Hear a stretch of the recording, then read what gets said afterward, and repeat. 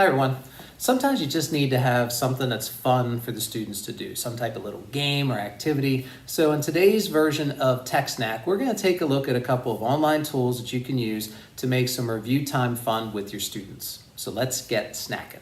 So unless you've been living under a rock for the last couple of years, I'm sure you've heard of Kahoot. You've probably played it. You've probably used it in your classroom. If I would have the intro music playing right now, it may either make you a little bit excited or maybe slightly ill in your stomach. But something new to be aware of with Kahoot is a change with how it can be run. One of the things with Kahoot that made it difficult to use with students that were virtual is that the questions were not shown on the student device, but now that has changed. So when I go into here, if I decide that I'm going to run one of my games, so I'm going to go into my iPad tips, I'm going to click play. I'm going to teach. There we go. Sorry about that. But now here under game options, if I scroll down a little bit here, show question and answer on the player's devices. I want to switch that on. And like it says here, for video conferencing and improved accessibility. That way, if you have students that are joining in, if they are using the Kahoot app on their iPad or on another device, they're going to see the question on their own device. They're going to see the question there with the choices, not having to look up at the screen or up, you don't have to project it for them to be able to see it. But you just have to make that switch there when you go to run it.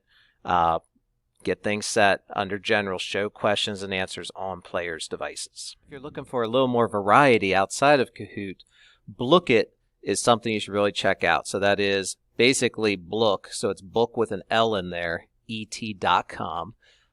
So when you go to sign up, you can sign up with your Google account, which is one of the things that I've done. And you basically create question sets, or you can discover sets that have already been made. So I'm going to go in here and I'm going to say that I want something for cell organelles, going back to my experience as a life science teacher. So I go into there. Here are my questions. And then once you have your question set and you decide you're going to run this, when you go and click on host, you're going to decide what type of game it is that you want to run with the students. You're going to select a game mode.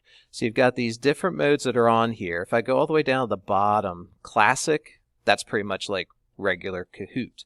But now you've got different things like Gold Quest, where as they answer questions, they can steal gold from each other. You've got Tower Defense, where after they answer questions, they build towers, design their defense to basically protect their tower from different stuff. So there's all these different choices of some different games that they can try. And what you can do, if you're not quite sure of which one you want to do, you can always try it out first in a solo mode. Now you've got two different types of modes, homework and host. Host would be that you have all the students doing this at the same time. Homework they're going to do on their own. There is a link to a tutorial for Blooket that I've included in the description for this video. So for more information with that, you can check it out. Now, one of the things that you will not be able to do with the free, so let's say the cell organelles section here, if I wanted to duplicate it, it's going to ask me to get Booklet Plus. So with the free version, I can search and use question sets, or I can make my own. All right, so that is a difference from Kahoot, but there's still plenty that you can do with that free account. It's always important to remember that anytime we use any of these types of tools, whether it be Kahoot or Quizlet Live or Blooket, that you always want to make sure that you take the time to kind of observe, what is it that students seem to get incorrect at times, what seems to be a common theme that is something that they're getting wrong, that you can then take an opportunity to reteach or clarify, and also have a chance for students to maybe to ask some questions. Maybe there's some questions that they have about concepts that are brought up by doing that activity or playing that review game. So always make sure to have that built in, that real important part of that follow-up of these activities, of kind of taking what you're observing that the students do and addressing any needs to reteach, and also for any chance of input from students, questions that they might have that were brought up by doing this activity. So I hope you found that helpful today. If you have any questions, please reach out and let me know. Otherwise, take care.